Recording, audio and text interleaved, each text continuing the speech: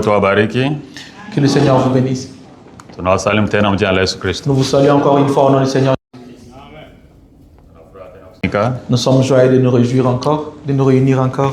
Kusudi moja ni kuabudu Mungu wetu. Pour une seule raison, et la raison c'est d'adorer notre Dieu. Tumekuja ili kwamba Mungu wetu atuzungumuze. Nous sommes venus pour que notre Dieu puisse nous parler, Ili kwamba tupate nguvu mpya, pour que nous puissions renouveler nos forces, tuendelee na safari. pour continuer en voyage. Sababu tuko katika safari, Parce que nous sommes en voyage. inabidi tujue njia vizuri. Nous devons bien connaître la route. Na sisi hatujui njia, Mais nous ne connaissons pas le chemin. lakini kuna mmoja anayejua njia. Mais il y a un seul qui connaît le chemin. Ni Mungu yeye mwenyewe. Et c'est Dieu lui-même. Inabidi atuongoze yeye Il mwenyewe. faut que lui-même puisse nous conduire. Nabii alihubiri siku moja juu ya muongozi. Alors le prophète a prêché sur un guide. Kusema kwamba kuna muongozi. Il a dit qu'il y a un guide. Sababu tuko katika kutoka sisi. Parce que nous sommes dans un exode. Wenzetu wakati walitoka, Quand Israeli wakati walitoka Misri, les Israélites sont sortis de l'Égypte, walikuwa nao hawajui njia. ils ne connaissaient pas la route. Wangaliuliza Musa, sisi tulizaliwa ni huko. Ils ont pu dire à Moïse, nous étions nés là-bas. Sisi tulizaliwa Egypte. Nous on est nés à l'Égypte. Sisi kwenye kunatupeleka tu yafikaka kule. Nous ne connaissons pas où tu nous amènes. Nous n'avons jamais été là-bas. Wewe Musa mwenyewe ulizaliwa ni huko Misri. Et toi Moïse, tu étais né ici en Égypte. Lakini tunasema kwamba Mungu alisema tutoke tuende. Mais Moïse leur a dit que Dieu nous a dit de sortir et s'en aller. Unajua njia? Est-ce que tu connais le chemin? Tutafikaje? Comment est-ce que nous allons y arriver? Hapana, mwenyewe alisema tutoke. C'est lui qui nous a dit de sortir. Yeye mwenyewe atashughulikia mambo yake. C'est lui-même qui va prendre tout en charge. Ndio maana ilibidi ashuke C'est pour cela qu'il fallait qu'il descende katika umbo la nguzo ya moto. sous la forme de la colonne de feu. Ndugu yetu atuonyesha picha siku iliyopita. Notre frère nous a montré la photo la semaine passée. Atuonyesha watu wengi labda waliona tu ni Branham, walimwona pale picha ya Branham. Il dit d'autres personnes ont vu ils ont vu Branham, la photo de Branham. Hatukuwa tunaonyesha picha ya Branham hapa. On ne vous montre pas la photo de Branham. Tulikuwa tunapenda muone kenye kilikuwa yule ya Branham. Que vous puissiez voir ce qui était au-dessus de Branham. Wakati alimpiga picha, Quand on a capturé la photo, wakati alikuwa invité, quand il était invité, sema kwamba akuje kujieleza benye ko nahubiri. pour venir s'expliquer de ce qu'il avait prêché. Yeye mwenyewe anasema kwamba walikuwa wanamtegatega mitego ile siku. Il a dit qu'on avait placé plusieurs pièges dans son chemin ce jour-là. Lakini Mungu mwenyewe akakuja kushughulikia neno lake. Mais Dieu est venu prendre charge de sa propre Wakati parole. wanapiga picha, Quand on a capturé cette photo, wakapiga picha wakaona na ule mwanga unakamatika pale. quand ils ont pris la photo, ils ont vu que la lumière était aussi capturée dans l'image. Walienda kujifunza ile mwanga. Alors ils sont allés examiner cela. Labda kuna kitu fulani ambacho kilitokea mpaka ile mwanga ile. Peut-être qu'il y a eu une faute, quelque chose qui s'est passé pour Wataalamu qu'on voit wenyewe cette wakasema kwamba lumière. hapana, huo mwanga ni wa kipekee. Après, ils ont dit que cette lumière est unique. Ni wa kweli ulikamatika. Elle a réellement été là présente. Ni mambo mazuri sana. Ce sont de bonnes choses. Huo ujumbe ambao tulipokea sisi. Ce message que nous avons reçu. Nyuma tunasema kwamba ni nguzo ya moto ambayo iliuleta. C'est pour cela nous disons que c'est la colonne de feu qui l'a amené.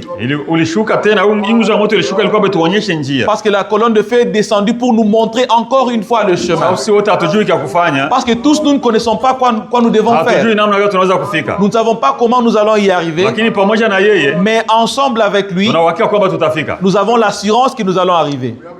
Kama neno la Mungu, si la parole de Dieu inakutana na imani ndani yetu. Et se rencontre avec la foi dans nos cœurs.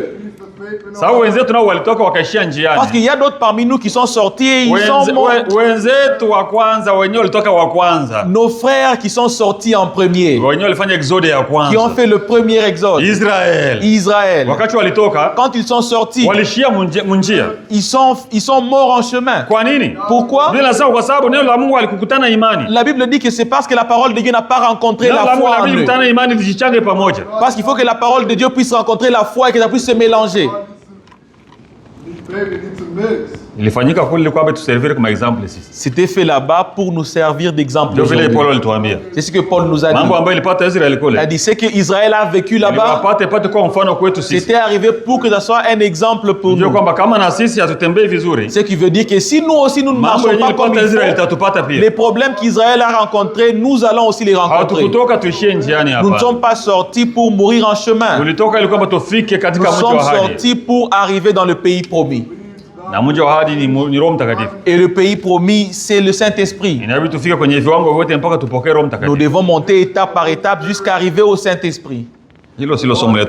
C'est ça notre petite leçon d'aujourd'hui. Ce n'est pas ça la leçon d'aujourd'hui. Nous avons une petite leçon qui va nous prendre quelques minutes. On va s'élever pour lire la parole de Dieu. C'est en Matthieu. Matthieu 2e chapitre. Matthieu 2e chapitre, on va lire le 1er et le 2e verset. Puis on va lire le 4e chapitre de Matthieu. Verset 12 mpaka 14. Mstari ya 12 mpaka 14. Tutafikia mpaka 15. On va arriver mpaka 15. Tunaanzia kwanza kwa Mathayo 2. On commence par Matthieu 2. Verset ya kwanza hadi ya pili. Premier verset jusqu'au 2e. Tunasoma jina la Yesu Kristo. On lit au nom de Jésus-Christ. Yesu alipozaliwa katika Betlehemu ya Uyahudi, zamani za mfalme Herode, tazama mamajusi wa mashariki walifika Yerusalemu wakisema, kwa maana tuliona nyota yake mashariki, nasi tumekuja kumsujudia. Amen. Jésus étant né à Bethléem en Juda, voici des mages d'Orient arrivèrent à Jérusalem et dirent, où est le roi des Juifs qui vient de naître? Car nous avons vu son étoile en Orient et nous sommes venus pour l'adorer. Amen. Matthieu 4, on va commencer par le 12e verset jusqu'au 15e. On va arriver jusqu'à 16. Basi Yesu aliposikia ya kwamba Yohana amefungwa, alikwenda zake mpaka Galilaya, akatoka Nazareti, akaja akakaa Kapernaumu, mji ulioko pwani, mipakani mwa Zabuloni na Naftali, ili litimie neno lililonenwa na nabii Isaya akisema, nchi ya Zabuloni na nchi ya Naftali, njia ya bahari, ngambo ya Yordani, Galilaya mataifa, watu wale waliokaa katika giza wameona mwanga mkuu, nao waliokaa katika nchi na uvuli wa mauti mwanga umewazukia. Amen.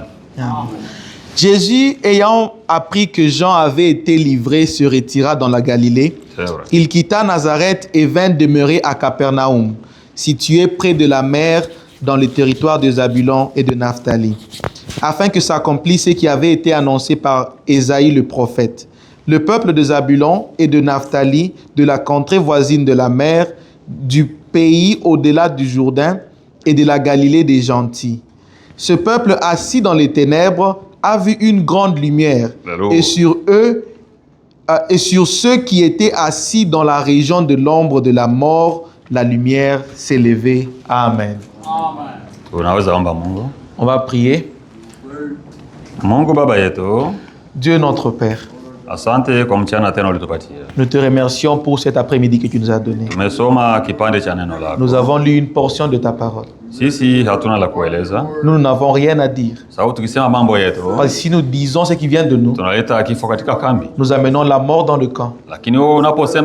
Mais toi qui as dit, Seigneur, que ta parole est éternelle et elle a la vie. C'est ainsi que nous avons besoin que la vie de ta parole puisse arriver dans chaque âme aujourd'hui. De manière que quand nous sortirons ici, Père, que nous puissions retourner avec une force renouvelée. C'est au nom de Jésus-Christ. Amen. Amen. Nous pouvons nous asseoir. Notre petite leçon d'aujourd'hui. La grande lumière qui éclaire. Qui brille. La grande lumière qui brille. Great shining light. Une grande lumière qui brille. C'est ça notre leçon d'aujourd'hui. La grande lumière qui brille.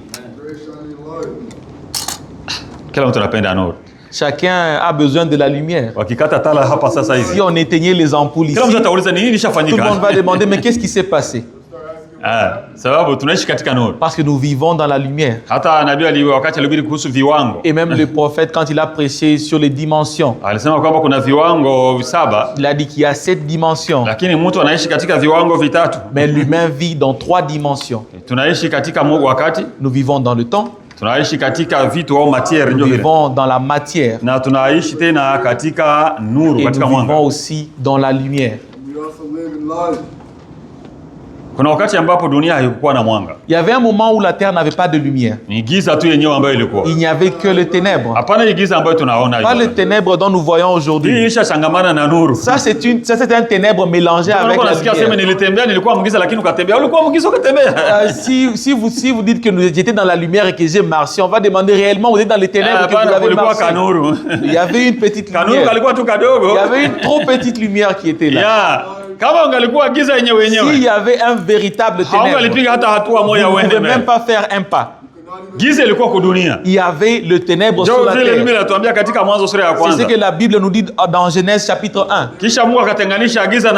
Puis Dieu a séparé la lumière du ténèbre. Parce que selon la Bible, c'est la première parole que nous entendons que Dieu a prononcée. La Bible dit qu'au commencement, Dieu a créé le ciel et la terre. C'est ça le premier verset de la Bible. Il n'y a rien qui est ajouté. Alors c'est là que les scientifiques manquent de comprendre. C'est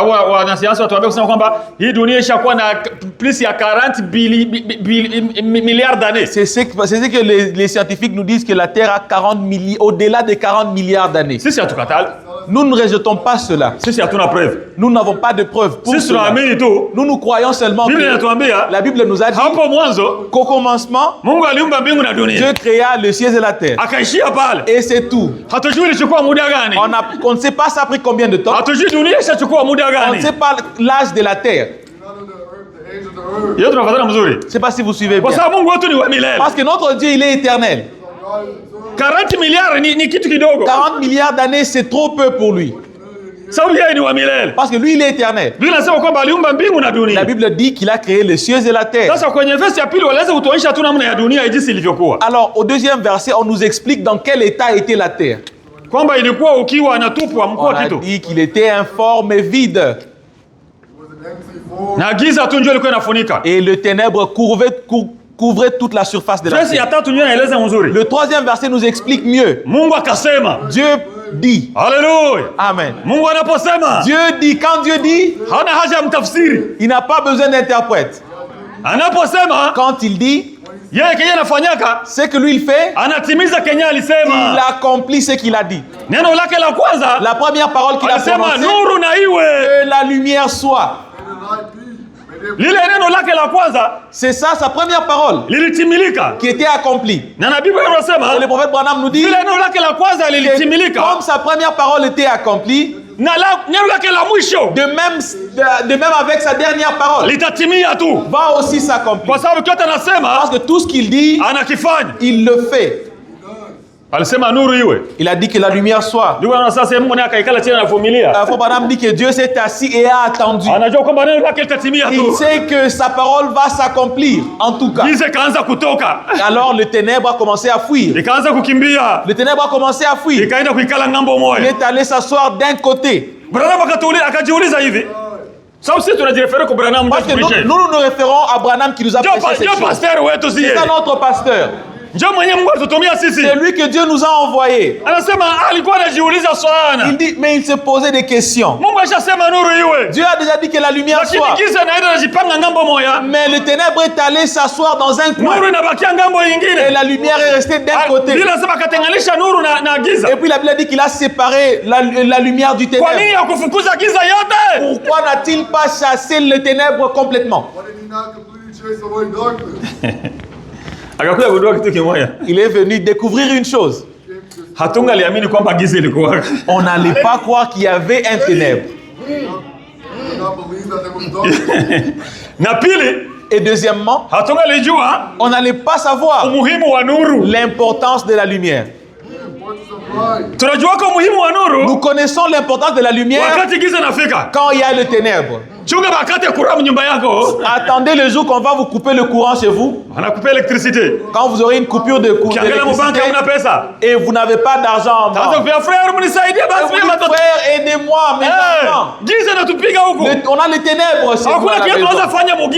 ne pouvons rien faire dans les ténèbres. Et notre Dieu aussi a séparé la lumière du ténèbre pour que nous comprenions l'importance de la lumière.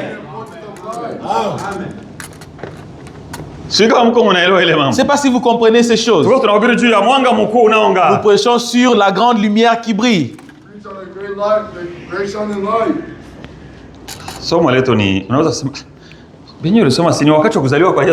Vous pouvez dire, mais ce que vous avez lu, ça correspond à la naissance de Jésus-Christ. Oui, bien sûr, ça explique ce qui s'est passé au temps de la naissance de Jésus-Christ. La Bible dit, à la naissance de Jésus, il était ainsi. C'est ce qu'on a commencé à lire dans cette écriture. C'est vrai, nous parlons du moment de la naissance de Jésus. Mais vous dites, mais on parle souvent de ces choses le temps de Noël, n'est-ce pas? Le temps de Christmas. Le temps de Christmas.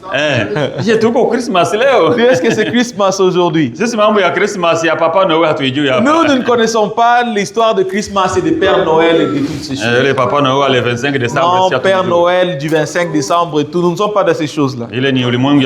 Ça, c'est le monde des affaires. Alors dans ce jour-là, ils font beaucoup de bénéfices. Vous allez trouver que c'est Amazon. Ils sont occupés. Ils achètent quoi? Ils achètent des choses que vous ne comprenez même pas. On achète même des histoires pour les chiens et d'autres. Donc, vous demandez donc, les chiens aussi célèbrent la Noël. Les frères qui travaillent à Amazon connaissent ces choses. Au moment, dans la période des fêtes de la fin d'année,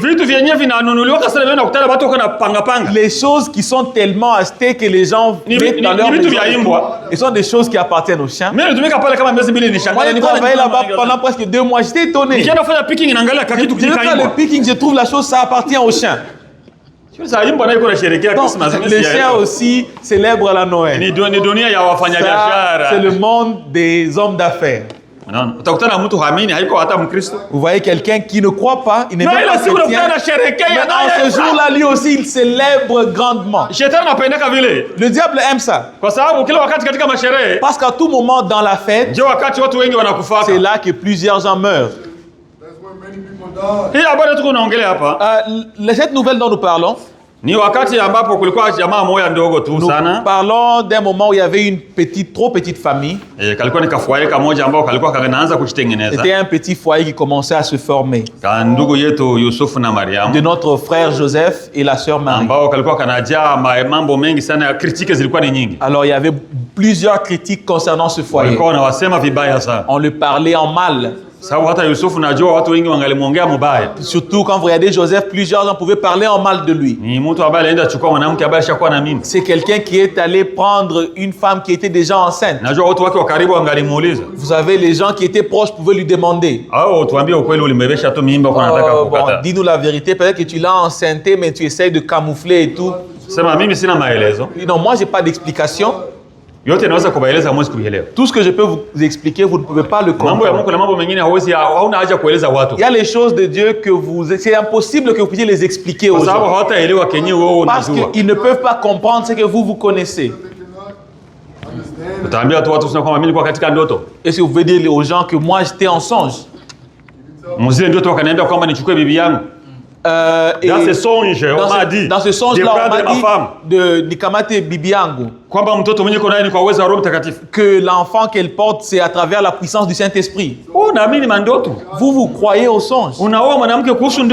Tu te maries à une femme à cause d'un songe. Est-ce que si vous expliquez ces choses-là à votre frère, est-ce qu'il peut vous comprendre? Que non, votre fiancée est enceinte. Et tout le monde sait qu'elle est enceinte. Mais quand on vous demande est-ce que la grossesse vous appartient, tu dis non, elle n'est pas la mienne. Mais pourquoi tu l'as prise? Je l'ai prise parce que j'ai eu un songe.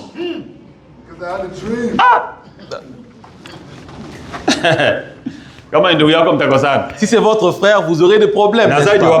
Surtout côté maman. Si c'est votre frère, ou votre,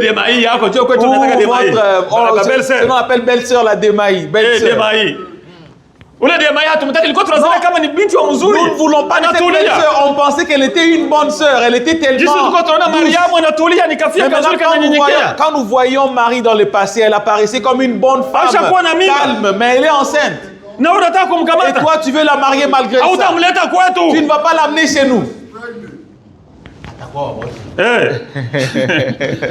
Vous écoutez les termes. Vous écoutez maneno.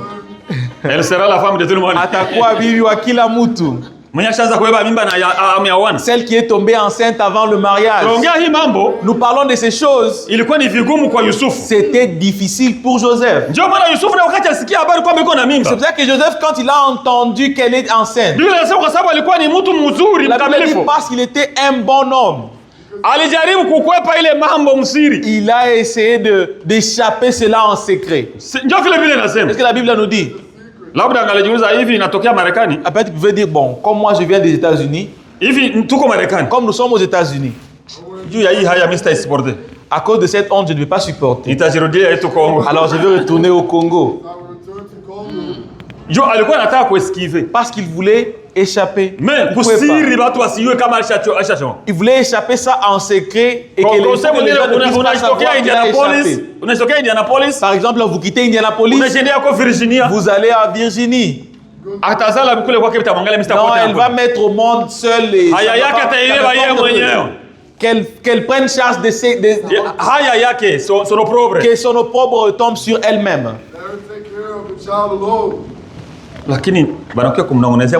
Mais on est venu lui souffler dans la nuit. On a dit, cet enfant qui va naître, c'est l'enfant du Dieu très haut. Cet homme avait l'expérience avec Dieu. Comprendre immédiatement que ce message vient de Dieu. Quelle foi? Imani gani? Tu te réveilles et tu vas directement prendre ta femme. Chérie, pardon. Chérie, excuse-moi. Je voulais te laisser. Mais j'ai compris que ce que tu m'as expliqué, parce qu'avant qu'il ne puisse aussi décider, il avait déjà parlé avec Marie. Chérie, est-ce que tu prends le poids ou qu'est-ce qui se passe? Non, ton corps a des changements. Oui, mais je t'ai dit que je suis enceinte. Dis-moi, comment est-ce que tu es tombée enceinte? Non, je marchais en chemin. Et quelqu'un est venu soudainement devant moi. Parce que l'ange qui l'a visité est venu sous forme humaine. Parce que quand Gabriel est venu, il vient sous forme humaine. Qu'est-ce que Daniel nous dit? Daniel dit que quand il a eu la vision, il a vu l'homme là, Gabriel. Amen. Amen. Alors l'ange ne vient pas avec les ailes. Il vient sous forme d'un homme. Alors il a rencontré cet homme-là. Il a dit, moi, je viens du haut. Je m'assois près de Dieu. J'ai un message unique. J'ai un message pour toi. Tu tomberas enceinte. Mais comment je suis vierge? Comment puis-je tomber enceinte tant que je n'ai pas de mari? Non, tu veux la formule. Tu veux la formule. Le Saint-Esprit va te couvrir. Amen. Tu vas découvrir que tu es déjà enceinte. Et ce qui sera né, parce qu'il n'a pas de père sur terre, il faut qu'il soit un fils de tel. Parce que c'est le Saint-Esprit qui va te couvrir. Celui qui sera né sera appelé le fils du Très-Haut. Que Jésus est le fils de Dieu. Parce qu'il n'est pas né par un homme. Alléluia. Amen. Quel genre de foi ça? Puis-je refuser ce que Dieu a déjà programmé, qu'il en soit ainsi? Alors, Marie a expliqué ça à son Joseph. Ndio vile mimba ilikuwa. Alors c'est comme ça que je suis tombé enceinte. Hii histoire haieleweka hii. Cette histoire, elle est difficile à accepter. Très difficile à comprendre. Très difficile à comprendre. Okay, chérie nasikia. Ok, j'ai écouté. Tutajua la kufanya. On saura qu'est-ce qu'on va faire. Ndio pale Yusufu alikuwa anaenda sasa anaanza tafuta formula kujikwepea yake. C'est ainsi que Joseph est parti chercher comment il va fuir. Sawa message yenyewe Maria anamexpliquer. Parce que le message que Marie l'a donné, ni message moja yenyewe haina haikamatiki. C'est un message confus. Il ne peut pas se comprendre. Il n'y avait jamais eu quelqu'un que le Saint-Esprit avait couvert et qu'elle est tombée enceinte. Comment puis-je être le premier? Comment est-ce que je vais les expliquer ça aux gens? Je vais dire aux gens que le Saint-Esprit a couvert ma femme et qu'elle est tombée enceinte. Ça sera difficile. Ces choses. Laissez-moi chercher un moyen de fuir. Dieu a intervenu. Il a dit, prends ta femme. Mais ne la touche pas jusqu'à ce qu'elle va mettre au monde le premier fils. C'est qu'on vous dit que Marie est morte vierge. Ce n'est pas selon les Écritures. On a dit, comment est-ce qu'elle sera ta femme maintenant? Si vous n'allez pas vous connaître. Le message n'a pas dit que ne la touche jamais. Le message a dit que ne la touche pas jusqu'au moment où elle mettra au monde le premier fils. Il a patienté. Posez-vous la question. Vous prenez une femme que vous n'avez pas connue et que vous marchez avec. Un autre problème se présente. Le roi veut qu'il y ait un recensement. Qu'il y ait un recensement. Et ce recensement-là, chacun doit se recenser dans son village natal. Ils viennent d'où? Chez eux, c'est à Bethléem. Ils sont loin. Mais la loi a déjà été prononcée. Il faut que vous ayez des documents. Et pour avoir les documents, il faut retourner chez vous au village. Pour qu'on puisse vous recenser. Pour qu'il y ait les témoins qui témoigneront que réellement celui-ci, il est d'ici. Alors elle a dit à Marie, bon, on doit aller. Une mère enceinte qui est prête à mettre au monde. Elle attend qu'à peu importe quel moment elle va mettre au monde. Alors quand il passait, les gens se disaient, bon, regardez Joseph et sa femme là-bas. Je ne sais pas, cet homme-là, si on l'a ensorcelé. On l'a ensorcelé, ici, il y a des fétiches. Non, vraiment, les femmes savent comment ensorceler. Non, ce monsieur-là a dit qu'il a seulement eu un songe. Vous voyez la foi des hommes. Nous parlons de ces choses, mais ce sont des choses très difficiles. Ils ont commencé le voyage. Ils sont arrivés à Bethléem. Quand ils sont venus à Bethléem, la mère enceinte, fatiguée, les routes dans le temps n'étaient pas comme celles d'aujourd'hui que vous roulez rapidement et que vous êtes arrivés. Ce sont des routes difficiles à traverser. Ils sont passés par des montagnes et plusieurs détours. Alors ils sont arrivés à un point, ils sont reposés. Ils ont dit, ils avaient un petit chameau. Et alors ils montaient sur ce chameau-là. Alors il arrivait fatigué. Arrivé un moment, ils sont reposés avec sa femme. Et puis après, il a vu, oh, le ventre a commencé à faire mal. Chérie, qu'est-ce qu'il y a? Je sens qu'il y a des changements. Non, c'est comme si tu veux mettre au monde déjà. Comment si tu vas mettre au monde dans la route, il faut te forcer un peu. Parce qu'elle était déjà au jour de mettre au monde. Non, efforçons-nous de trouver un hôtel. Cherchez l'hôtel. zinayala. Tous les hôtels sont remplis. Kwa sababu ni siku kila mtu anarudia kwao. Parce que ce jour-là, tout le monde a été retourné chez eux.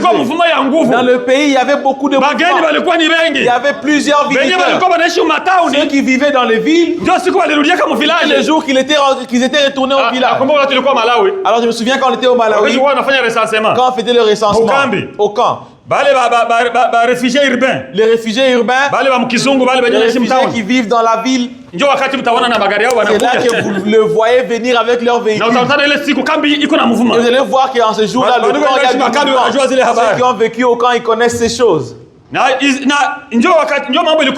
C'est comme ça qu'ils étaient en Israël en ce moment-là. Il y avait le mouvement partout, chacun retournait chez eux. Vous voyez la première naissance de Jésus-Christ, chacun retournait chez eux. Le prophète a dit que c'est la même chose avec la seconde venue aussi.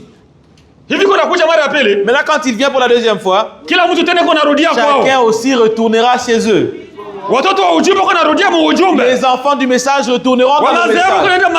Les dénominationnels retourneront dans les dénominations. Donc, ne soyez pas étonnés. C'est le temps de l'union. Oh, Union africaine. L'Union africaine. Union des Bafuliru qui vivent en Indiana. Non, il y a l'union des Fuliru qui vivent en Indiana. Non, il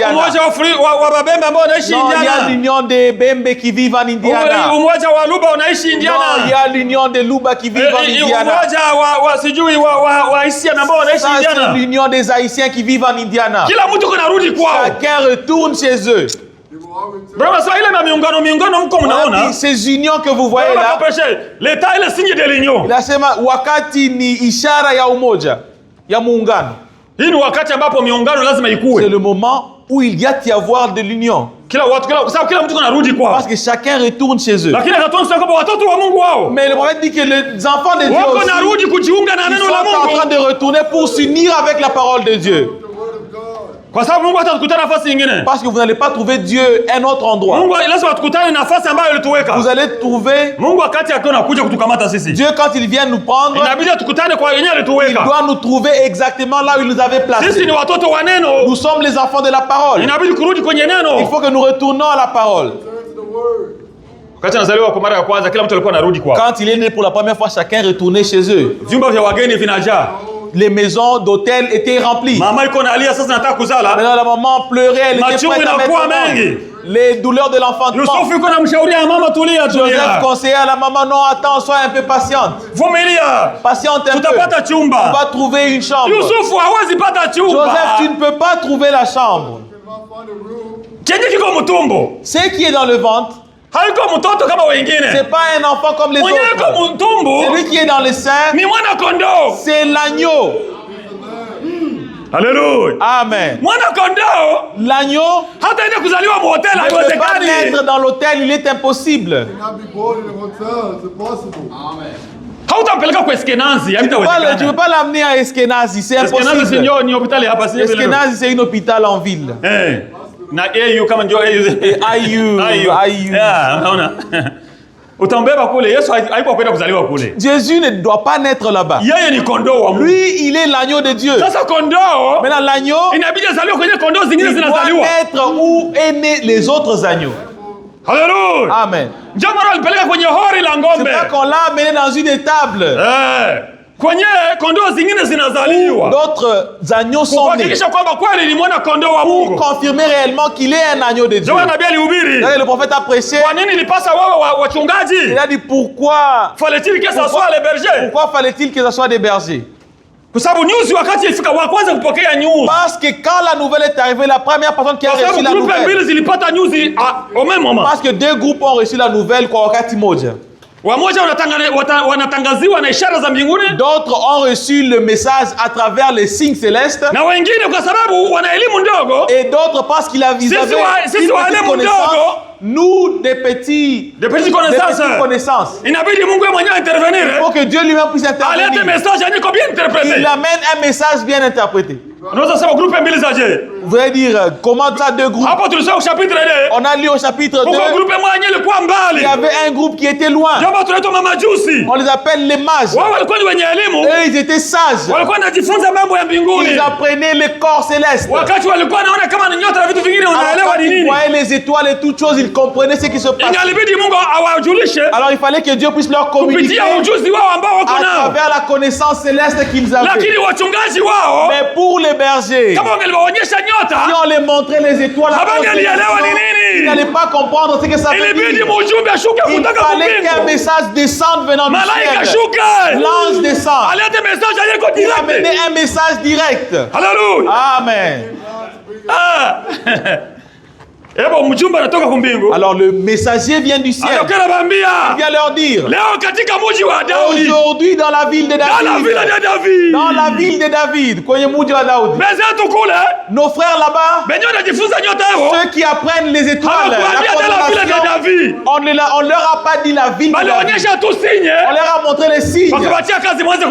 Et on a dit, apprenez cela. Amen. Mais pour les bergers, on leur a précisé exactement la location d'où l'enfant était né. Des bonnes choses. On leur a dit où il devait naître. Allez-y, le signe que vous allez recevoir. L'enfant que vous allez aller là-bas, vous allez trouver un enfant dans une étable. On l'a vêtu d'un certain type de vêtements. Ceux qui étaient prêts sont arrivés ce jour-là. Ils ont vu l'enfant. Mais ce groupe de ces gens dont on veut parler, on veut parler de ces gens qui viennent de loin. Ceux dont on ceux-là, le prophète dit qu'ils sont des Chaldéens. Ils sont des Chaldéens qui viennent de loin. Ce sont des gens qui apprenaient les constellations et les corps célestes. Le prophète, dans cette prédication, la grande lumière qui brille, il dit, maintenant ces gens-là, ils ont un nom. Ce sont des musulmans.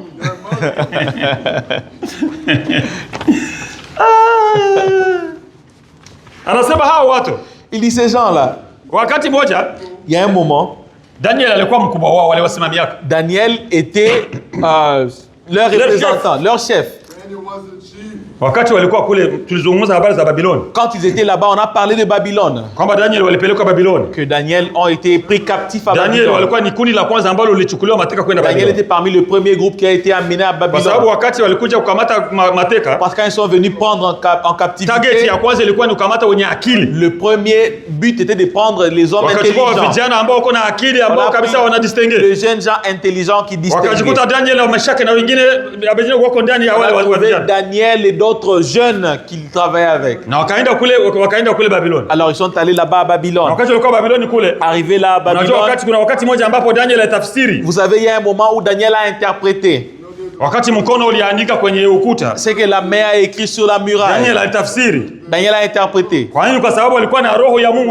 Parce qu'il avait l'esprit de Dieu en lui. Alors on a fait de lui chef de ceux-là qui prophétisaient au roi. Le prophète dit ce sont les mêmes. Daniel était leur chef à un moment donné. Mais le prophète dit que quand je suis arrivé en Inde, j'ai trouvé ces mêmes gens-là. Mais ils ont eu un autre nom. Ils sont appelés les musulmans maintenant. Les musulmans que vous voyez aujourd'hui, c'était des gens qui apprenaient des corps célestes, des mouvements de la constellation, les astres.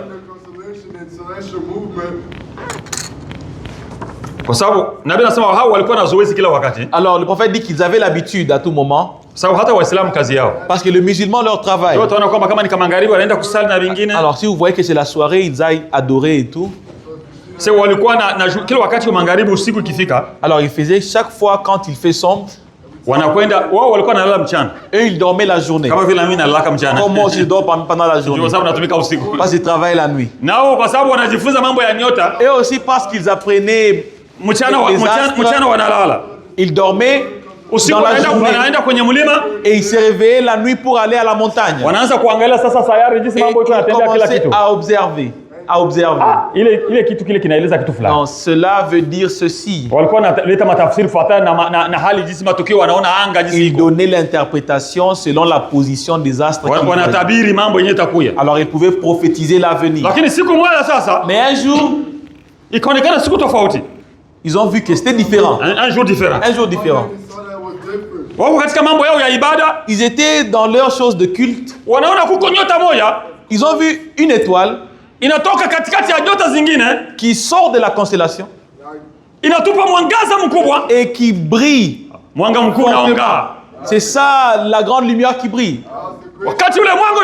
Alors quand elle a brillé l'étoile, c'est lui qui a vu ça en premier. Il a dit arrêtez d'abord ce que vous êtes en train de faire. Il y a une nouvelle chose qui vient de se faire.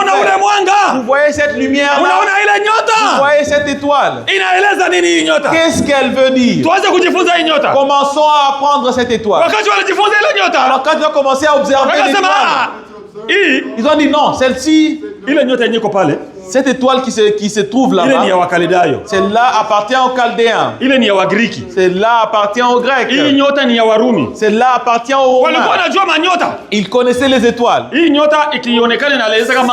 Cette étoile prédit l'avenir des Romains.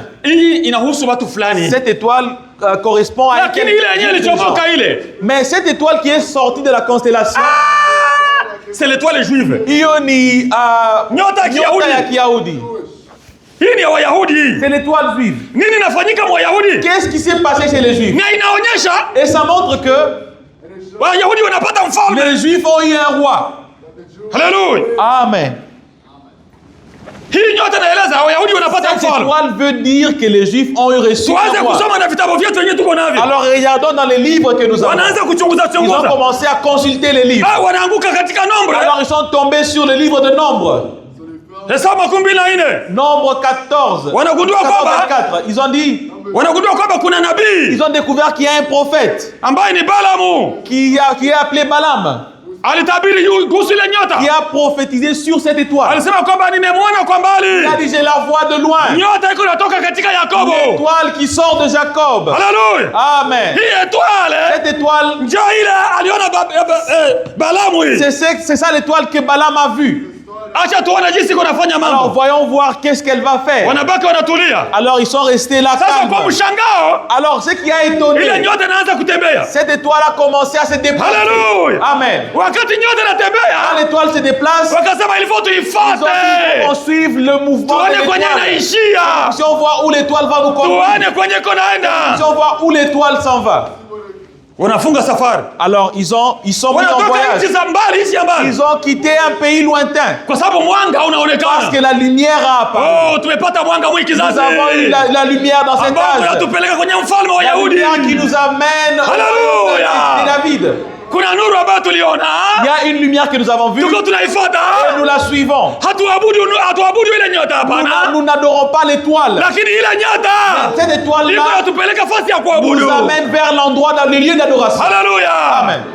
Parce que dans la révélation, au premier chapitre, la Bible nous montre que Jésus avait cette étoile dans sa main droite. Amen. Et c'est cette étoile. On a dit à Jean que ce sont 7 messagers pour les 7 églises. Chaque église a eu son messager. Laodicée aussi a eu son messager. Laodicée a aussi son étoile. Alors le temps de Laodicée, il y aura cette étoile qui va briller. Nous sommes venus pour regarder. Nous sommes pas venus pour adorer l'étoile. Nous sommes venus pour que cette étoile-là puisse nous conduire au lieu d'adoration. Nous ne sommes pas venus pour adorer Branham. Branham, c'est l'étoile de l'âge de Laodicée pour qu'elle puisse nous conduire vers Jésus. Parce que quand il va nous faire arriver là-bas, quand il nous est arrivé là-bas, il nous a dit, voici le véritable Dieu, ce Jésus-Christ, c'est lui le seul Dieu adorable.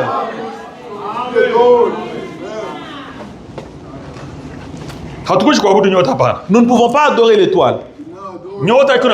L'étoile nous amène, nous conduit vers la véritable lumière. Parce que l'étoile restaure, reflète la lumière. C'est vrai. L'étoile reflète la lumière qui vient de quelque part. C'est la réflexion qui nous amène vers la réalité. Et tandis que ce Jésus, c'est lui le véritable Dieu. C'est pour ça que nous croyons ce message.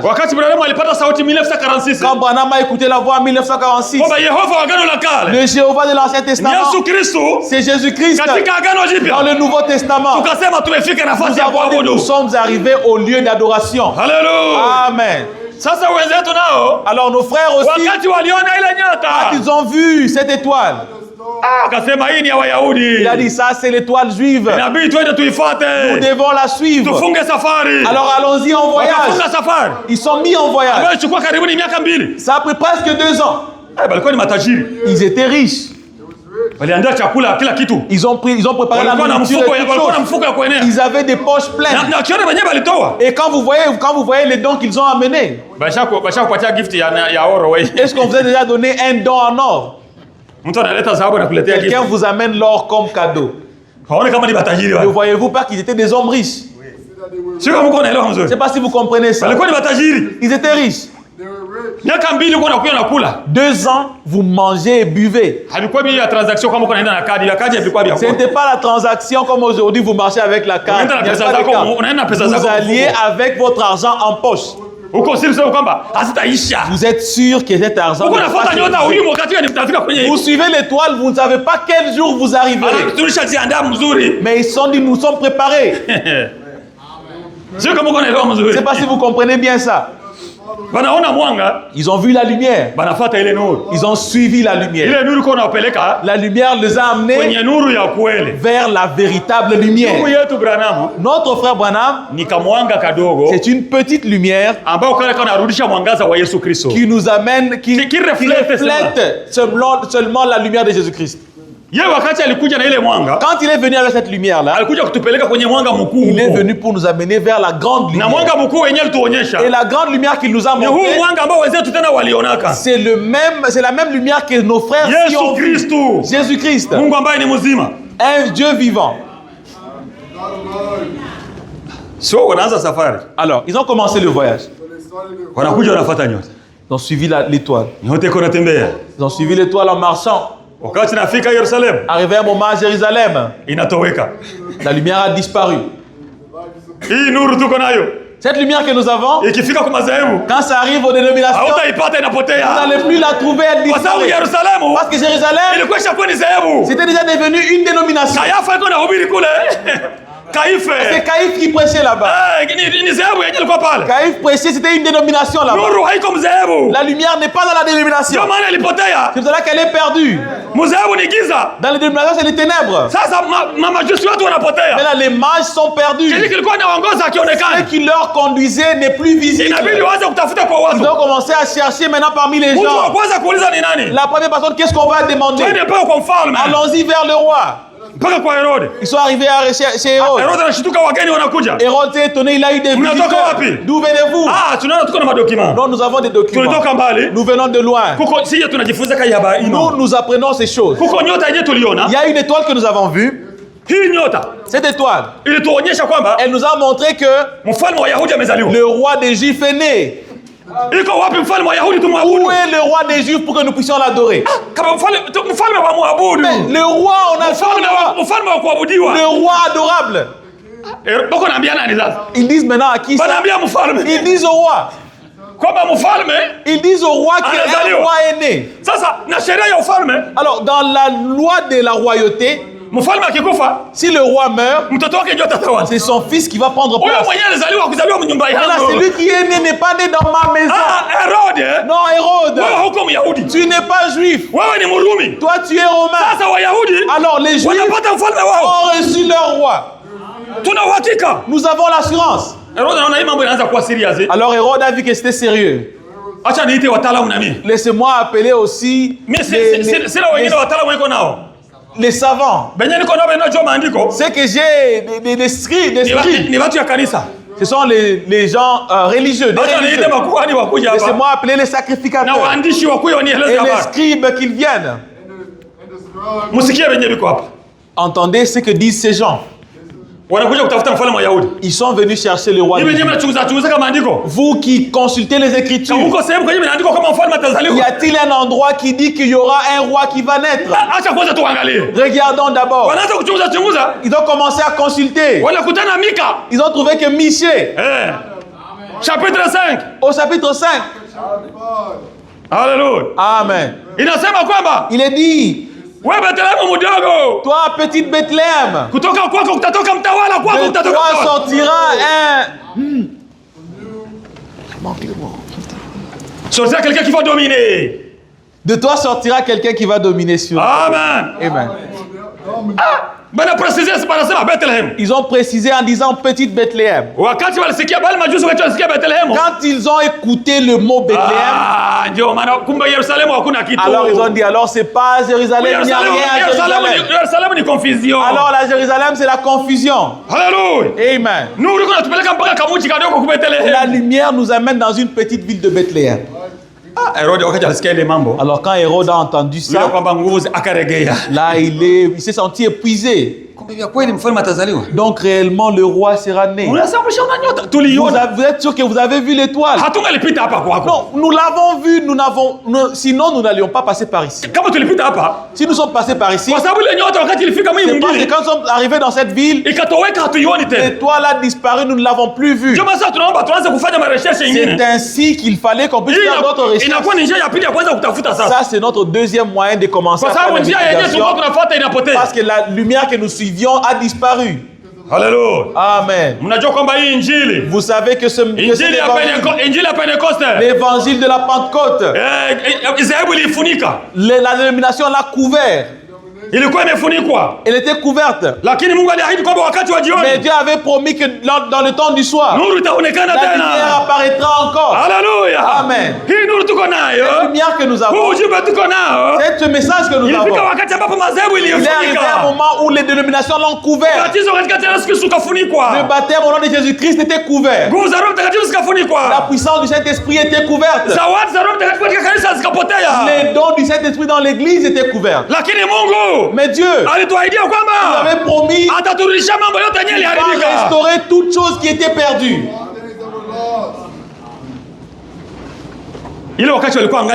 En ces temps, ils étaient encore dans la dénomination. Jérusalem, c'est la dénomination. Alors ils sont partis appeler des pasteurs dénominationnels. Ils sont allés chercher dans les Écritures. Alors ils ont découvert que réellement le roi va naître. Et il va naître, c'est à Bethléem. Alors Hérode dit, bon, si vous le trouvez ce roi, après avoir l'adoré, ne retournez pas chez vous sans passer par ici pour me donner la nouvelle. Dites-moi aussi où il est, pour que je puisse aussi aller l'adorer. Hérode, est-ce que tu vas adorer un autre roi? Non, toi tu cherches à tuer l'enfant.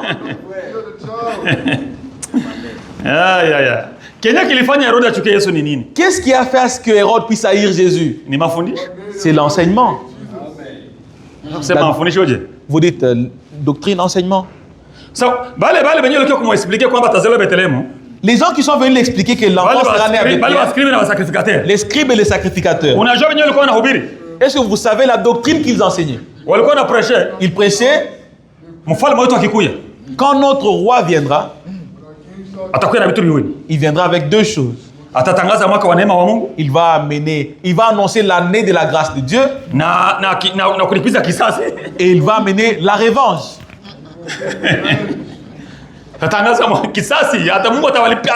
Il va amener la revanche. Il va frapper. Alors, Hérode avait peur de comme ce roi est venu. Nous, Romains, nous allons fuir, nous allons quitter cet endroit. Alors, mieux vaut qu'on en finisse avec lui quand il est encore petit.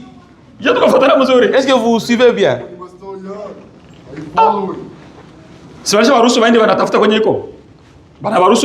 On leur a permis d'aller là où il y a l'enfant. Quand ils sont sortis seulement de Jérusalem, alors la lumière a commencé à apparaître. La lumière que nous avons eue, vous ne l'aurez pas dans les dénominations. Il faut que vous sortez de ce camp-là. Sortez de la dénomination et vous allez voir la grande lumière qui a brillé dans cet âge. Les choses sont bonnes. Quand il est sorti de la dénomination, la lumière a encore apparu. La lumière a commencé à avancer petit à petit. Quand elle est arrivée là où il y avait l'enfant, elle s'est arrêtée là-bas. Les choses sont bonnes. Ça les a amenés où? Cette lumière leur a amené vers une grande lumière. Arrivés là-bas, ils ont trouvé tel qu'ils ont vu. L'enfant est là. Ils ont mis le main dans leur poche. Le prophète dit pas apprécier sur zawadi yenye nastahili. Un don approprié. Il faut donner à quelqu'un un don approprié. On lui a donné des dons qui étaient appropriés à lui. Ils ont donné l'or. Ils ont donné l'encens. Et le mur. Le myrrhe. Si vous apprenez au sujet du myrrhe, votre enfant est né bébé. Et quelqu'un vient avec le cadeau. Il vous amène un parfum. Un parfum qu'on asperge au cadavre. Avant l'enterrement, c'est quand on asperge ce parfum-là sur le cadavre. C'est ça le cadavre qu'on amène à l'enfant. C'est ça le parfum qu'on a amené à l'enfant. Et si vous étiez la mère, vous diriez, mais que veut ces gens-ci? Est-ce que vous comprenez les dons? Un bébé, on lui a amené un parfum qu'on asperge au cadavre. Est-ce que vous venez annoncer la mort de mon bébé? Oui, ils sont venus annoncer que c'est on a amené l'or parce que ça veut dire la divinité. Ici, c'est Dieu. On a amené l'encens parce qu'il disait qu'Aaron entrait avec ça avait une bonne odeur et quand on brûlait ça symbolisait le service. Mais celui-ci c'est Dieu. C'est Dieu qui est en service de la mort. Amen. Amen. Les dons ont des significations. Alors quand ils sont arrivés là-bas, le prophète dit, ils sont arrivés là, ils ont commencé à adorer. Il y a une petite place que je veux lire ici, c'est en Swahili. La grande lumière qui brille. Paragraphe 96. Paragraphe makumi tisa na sita. Yeah. Hii ni mahubiri ambayo ilihubiriwa December 22. Prédication prêchée décembre 1957. 1957. Paragrafu yake 96. Kipengele 96. Lakini kumbuka basi. Mais souvenez-vous. Ile nyota, cette étoile, ile nyota tena, cette étoile encore, ilipomaliza zamu yake, après avoir fini sa mission, sa course, haitwai heshima yoyote. Haitwai heshima yoyote. Elle ne porte pas l'honneur. Lakini kumbuka basi ile nyota, mais souvenez-vous que cette étoile, ilipomaliza zamu yake, après avoir fini sa course, haitoi heshima yote. Elle ne porte plus aucun honneur. Ile nyota, cette étoile, iliwaleta tu wale watu, a montré seulement à ces gens mahali walipokuwa wakienda, l'endroit où ils devaient aller, na kuwaonyesha, et leur a montré ule mwanga mkuu, la grande lumière. Amen. Amen. Sasa ile nyota, alors cette étoile là, ilikuwa inawapeleka tu, elle les amenait seulement kuwaonyesha, pour leur montrer où est la grande lumière. Mwanga mkuu, la grande lumière, ulikuwa pale, alikuwa ni Yesu mwenyewe, était là et c'était Jésus lui-même. Ndio tulisoma sasa katika Mathayo, alors qu'on a lu en Matthieu, sura yake ya 4, au chapitre 4, wakati Yesu alisikia habari, quand Jésus a entendu la nouvelle, kwamba Yohana walimkata kichwa wanamfunga, on a livré déjà Jean, akatoka kaenda afasi nyingine. Alors il est sorti pour aller quelque part d'autre. Ndio akaenda katika sehemu ya wapagani. Il est allé dans la région des païens, de l'autre côté du Jourdain, ili kwamba litimie neno, afin que s'accomplisse la parole, watu ambao walikuwa katika giza, que les gens qui étaient dans les ténèbres, nuru kubwa, la grande lumière, mwangaza mkubwa, la grande lumière, umewafikia, leur a visité. Je sais pas si on comprend bien. Cette lumière, cette étoile, quand elle conduisait nos frères, elle les conduisait pour leur montrer la grande lumière. Et la grande lumière était Jésus-Christ. Jésus lui-même, quand il a commencé le service, quand il est sorti, on va lire cette écriture bien. Chapitre 4, verset 12. Basi Yesu aliposikia ya kwamba Yohana amefungwa, Jésus ayant appris que Jean avait été livré, alikwenda zake mpaka Galilaya, se retira dans la Galilée. Akatoka Nazareth kwa sababu Nazareth kwenye lelelewa. Il quitta Nazareth parce qu'il avait grandi à Nazareth. Akaja kaka Capernaum. Et vint demeurer à Capernaum. Oh Capernaum, Capernaum. Oh Capernaum, Capernaum. Alikuja kukaa Capernaum. Il était venu pour vivre à Capernaum. Na ukiona katika mambo yote makubwa yenye Yesu alifanya. Et si vous voyez dans les grandes choses que Jésus avait fait, les grands miracles que Jésus a fait, ilianzia hapa wakati Yesu alikuja huko Capernaum. Ici quand Jésus est venu à Capernaum. Capernaum ndio Yesu alifanya miujiza mingi kuliko Capernaum, c'est là où Jésus a fait plus de miracles que d'autres endroits.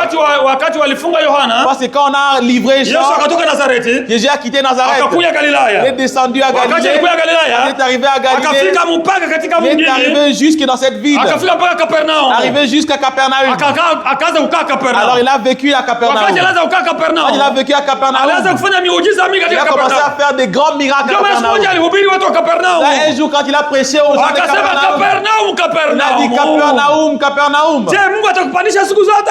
Est-ce que Dieu va t'élever chaque jour? Kwa sababu wewe, parce que toi, haukujua siku ya kutembelewa kwako. Tu n'as pas reconnu le jour de ta visitation. Utazika katika bahari, utaangamia. Tu seras enterré au fond de la mer. Tu seras englouti au fond de la mer. Utanguka mumai wewe. Tu tomberas dans la mer.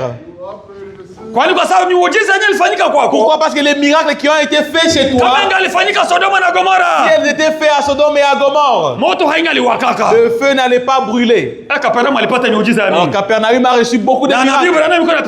Et le prophète Branham frappe encore la jambe. Wakati alikuwa ku Los Angeles, quand il était à Los Angeles, anapiga mguu ku Los Angeles, il a frappé la jambe à Los Angeles. Anasema Los Angeles, il dit Los Angeles. Mambo yenyewe kunafanyika kwako Los Angeles. Les choses qui se sont passées chez toi Los Angeles. Kama ingalifanyika fasi nyingine. Si ceci était fait quelque part d'autre. Kama ingalifanyika ku Sodoma. Si c'était fait à Sodome. Sodoma hangalichoma. Sodome n'allait pas brûler. Lakini kwa sababu hukutambua siku yako ya kutembelewa. Tu n'as pas reconnu ton jour de la visitation. Na wewe Los Angeles. Toi aussi Los Angeles. Utaanguka mumaji siku moja. Englouti au fond de la mer. Kwa sababu Capernaum maana yake. Parce que Capernaum veut dire mji wa malaika. La ville des anges. Et ça, l'interprétation du mot Capernaum. Et Los Angeles de même. C'est ça Capernaum. Los Angeles. Los Angeles. Los manake ni lié. Los mahali. Mahali ni lié. Mahali. Los lié. Los mahali. Angelos. Angeles. Ni ange. Malaika. Los Angeles, c'est-à-dire lié des anges. Mahali ya wa malaika. Los Angeles ni Capernaum. Los Angeles ni Capernaum. Ndio maana Biblia inasema kama mwangalia tena nashangaa mambo makubwa tena kunafanyika ilifanyika Los Angeles. Le prophète dit que les grandes choses qui sont passées à Los Angeles. Na akaprophétiser kuhusu Los Angeles. Et il a prophétisé au sujet de Los Angeles. Sasa kwamba utanguka kama maji. Et toi aussi qui sera englouti dans l'eau.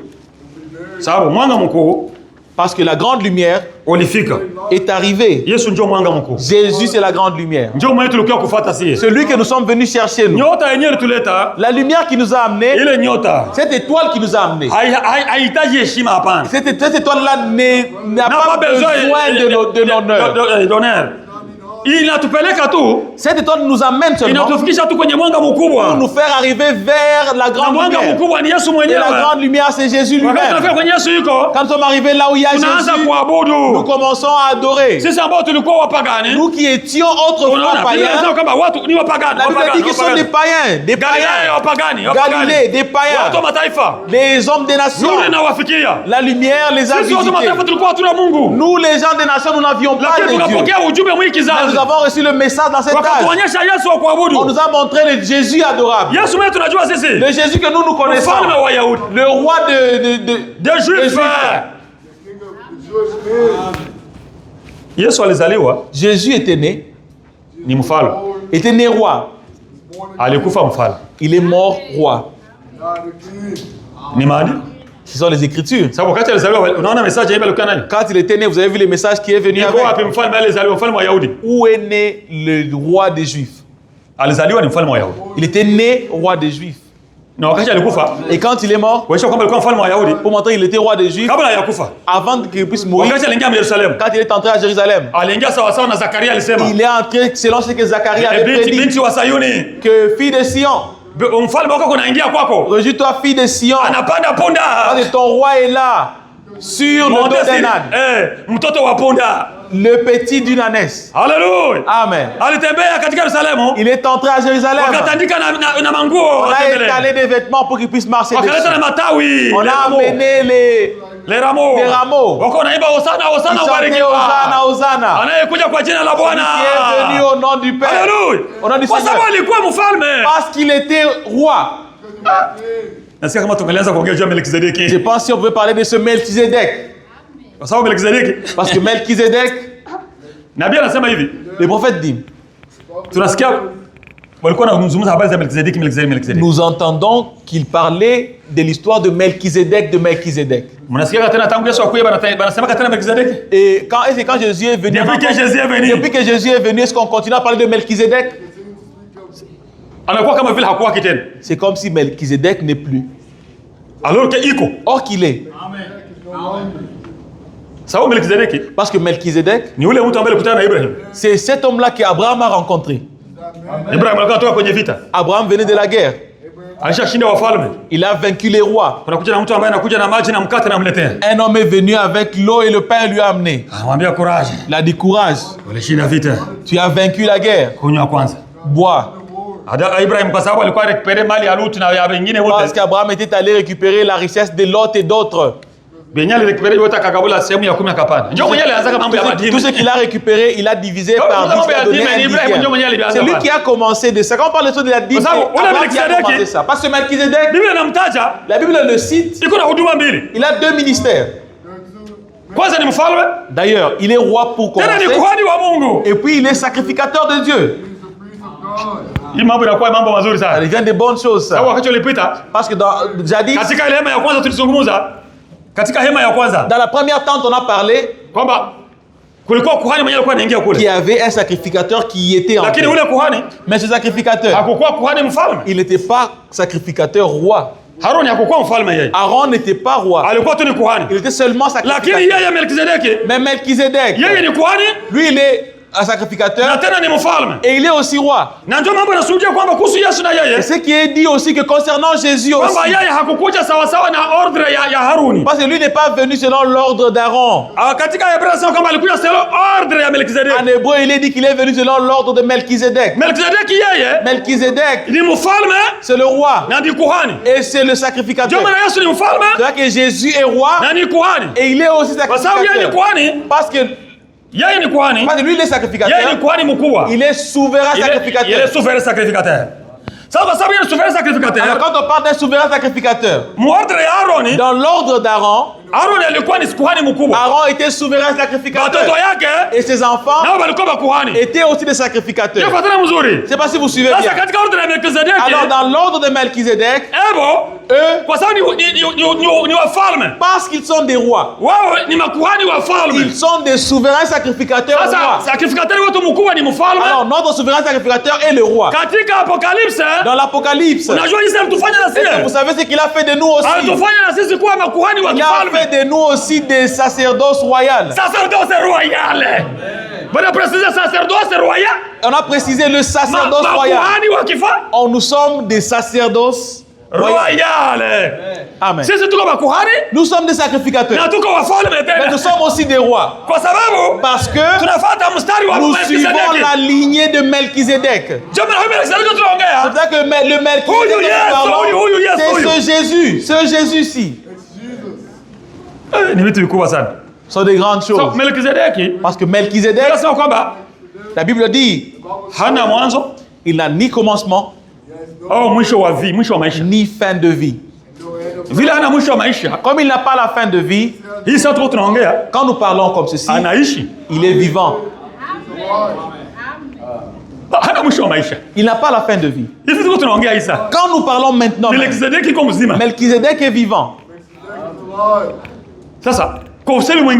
Alors, en d'autres termes, Melchizedek, il n'a ni commencement des jours, ni fin de vie.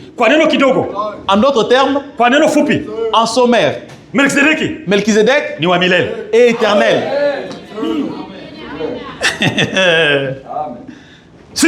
N'est-ce pas ça? Il n'a ni commencement, ni fin de vie. Quand nous parlons maintenant, il est vivant. Il a aussi le droit de dire je suis Nico. Ce sont des choses bonnes. Melchizedek. Il est le je suis. Parce qu'il ne peut pas passer. La grande lumière. On a reçu une lumière. Le prophète, le messager est venu dans cette âge, qui est une étoile dans la main de Jésus-Christ. Il nous a amenés vers la grande lumière. Et la grande lumière, c'est Jésus-Christ. Nous voulons rester sous la lumière. Que nous puissions nous réjouir de la lumière. Mais ce qui est en nous, la sémence qui est en nous, puisse grandir. Pour que les fruits puissent se manifester. Que Dieu vous bénisse.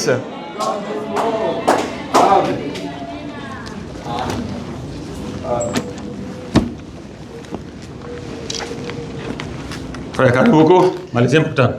Que Dieu bénisse. Amen.